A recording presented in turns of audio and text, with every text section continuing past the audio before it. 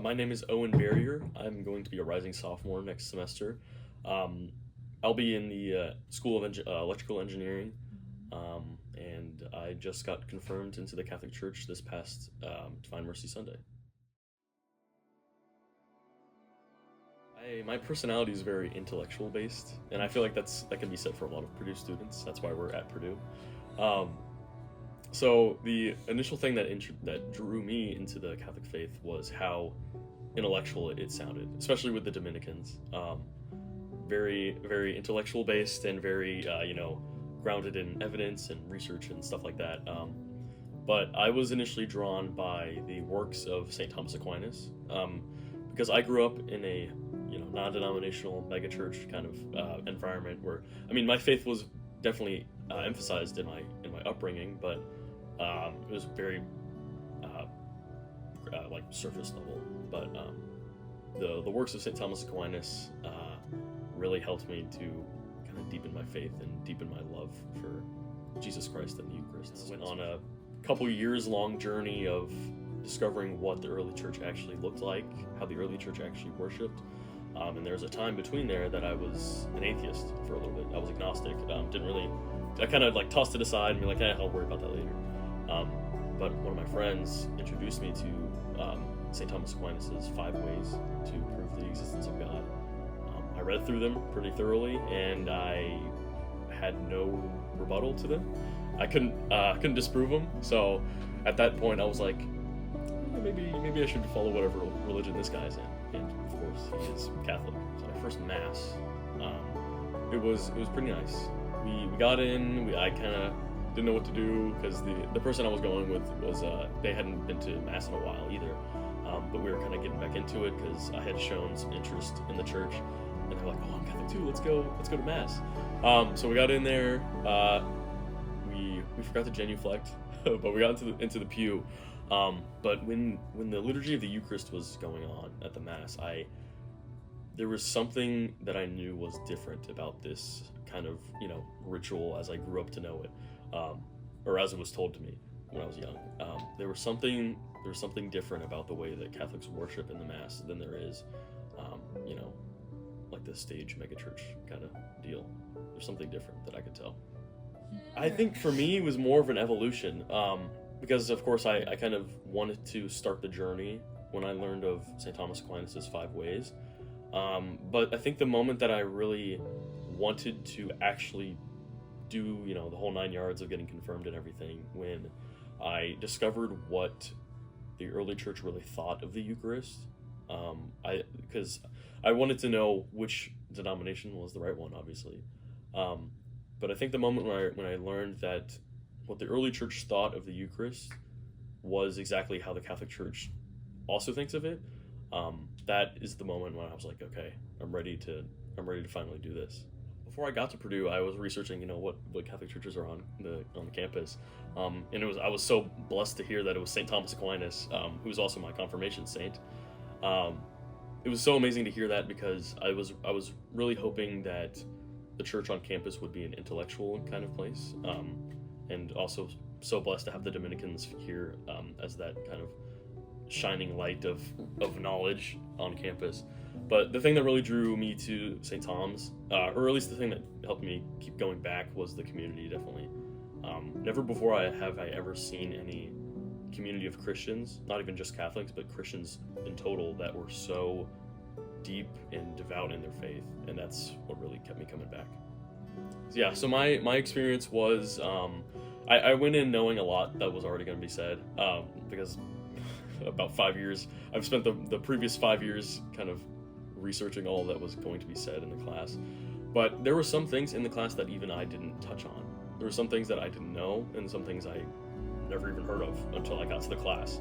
So I think people going into the class should go in there with an open mind to know that there's some things that they could learn, like I did.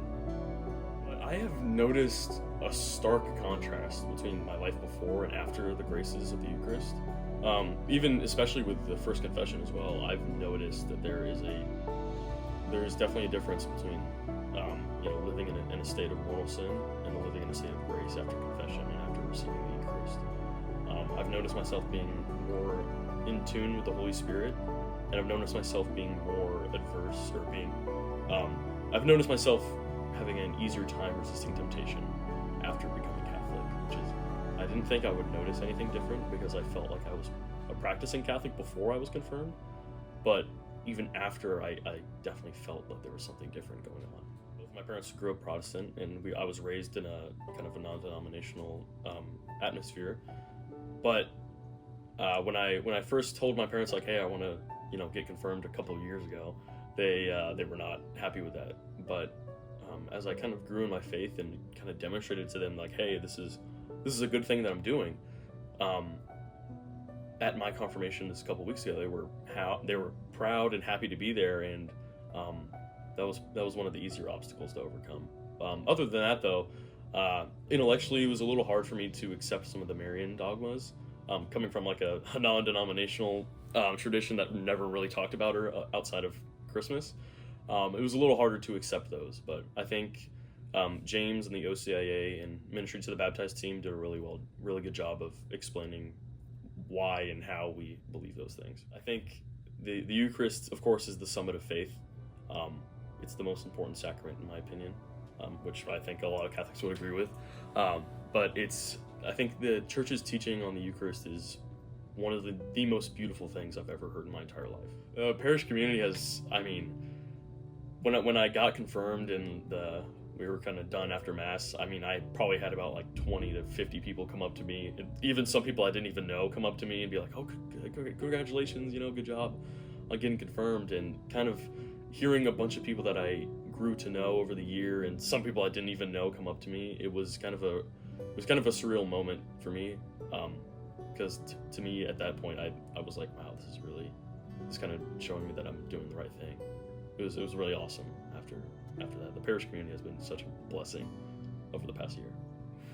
I'm most excited to discern my vocation, because I was discerning a little bit before I was confirmed, but I had some advice from some of the Dominican clergy here that you should probably start discerning after you get the sacraments and whatnot. So I'm really excited to see where God takes me, because I know whatever vocation gives me, it's going to be great. It's going to be full of grace and super adventurous. But discerning the married life or religious life or single life, I think, is going to be the thing I'm most excited for. I will be one of the leaders for the Boiler Catholic Men's group. So I'll be leading a couple things that our men's group can go on, like golf outings or whatnot, stuff like that. Some fun things to do over the week. I'll also be a teacher I'll be one of the interns for the Ministry to the Baptized session for next semester. So hopefully I'll be able to give back what the team gave me a couple weeks ago. But other than that, I'm hopeful to get into some other things, like being a liturgical minister or participating in the liturgy as an altar server, and just stuff like that. I'd hope to get into a lot more than that, but yeah. I highly recommend going to St. Thomas. Highly recommend going to St. Thomas and going through the Ministry to the Baptized or OCIA. But one piece of advice is to never be complacent in your faith. One of the things that I struggled with in the beginning was I was extremely complacent with where I was. I thought that where I was perfectly fine, and I was like, yeah, don't have to do anything else, I'm pretty good. But that's being idle in the faith is one of the things that the devil really loves. So trying to not be complacent, whether it be praying with the sacraments or praying on the mysteries or reading the works of great saints and trying to learn more about the faith is always a good thing. And I think that what we do at St. Thomas through Ministries to the Baptized and OCIA is probably one of the better ways to do it, especially on campus.